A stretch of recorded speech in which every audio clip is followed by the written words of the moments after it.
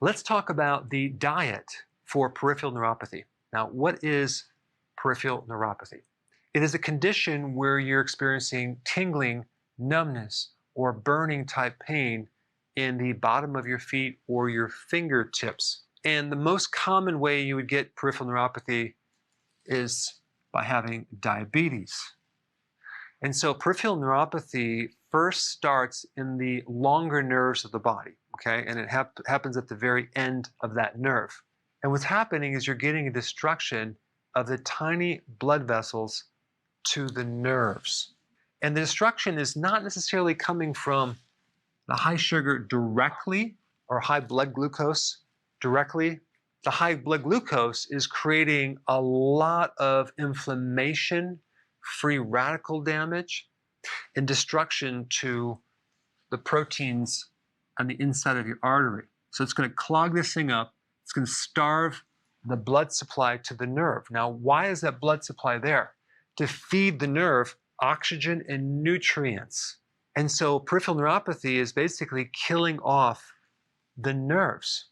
So we're getting microvascular damage. Also, it's happening in the eye too if you're a diabetic. But what I want to tell you, especially if you're new to my channel and you have peripheral neuropathy, it is actually very, very easy to undo this condition and get relief. If you simply, see this high sugar right here? Start consuming low carbs. That's called a healthy ketogenic diet. Start doing low carbs immediately.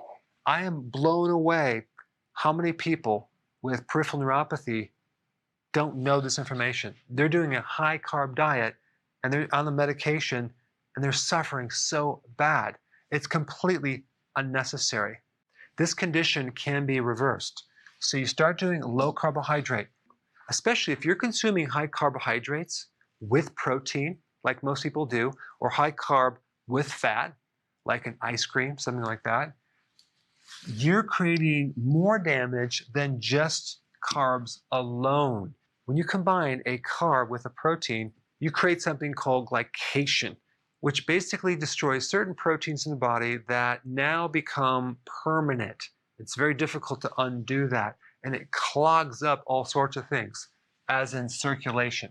You also want to make sure that you have very low amounts of omega-6 oils in the diet, like, for example, the corn oil and the soy oil that's in the salad dressing. It's in so many foods, especially if you go out to eat very often, because that's what they cook everything with. It's also in the soups, it's in the breads, it's in all that stuff. And then you also want to combine intermittent fasting. Both of those together will put you in really good shape, and I put a link down below of exactly how to do it. But there's 3 additional things that can help you get relief immediately. You can get these from the health food store. Benfotiamine. This is a fat-soluble B1. I would take 4 capsules a day, spread them out. What this does is it helps to lower the inflammation and the damage that's created from the high sugar. Because the high sugar in your blood is created a huge need for more B1. And so what the body will do is starts to deplete your B1 reserves until the point where you have no more.